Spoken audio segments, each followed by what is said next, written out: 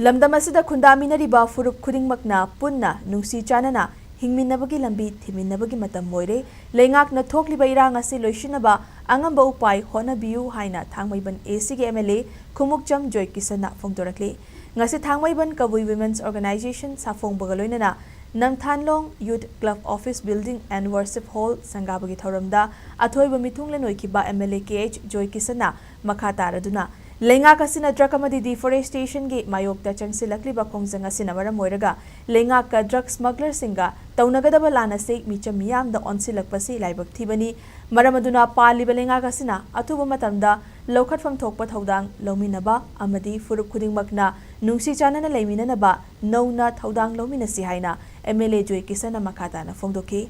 ngasigi thoramatuda Faumi Gonglin IPS Namthanlong gi Kunbu L Posong Lung amadi Thangmaiban Kabui Women's Organization gi President Asimlu Remaina Jingbana maruoiba miyoi singoina sarugyaki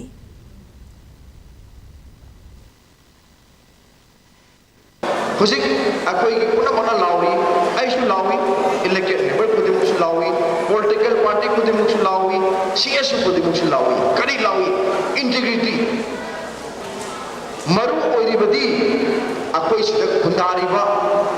ningthawa ka history dagi yenongai dagi इतिहास का सागोन लाइबा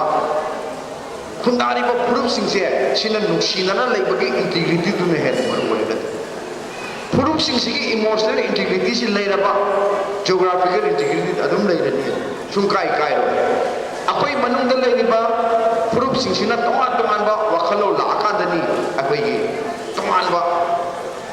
मधुगी मागी eco class मागी फुरुप की leader साननबा होनारपा मागी फुरुप अंगम तरपना कोई geographical integrity kai ge tabis akoi husiki tangkak sidaida akoi khudi mana akoi gi lamdam sida Manipur lamdam sida itihas ka sagon na tarai ba Furup Khudingmak se Nungshi-Channana Hingminnabagi se sida punna hotnabiyu na sai se ai ngasi gi asugum function jigal appeal tawjari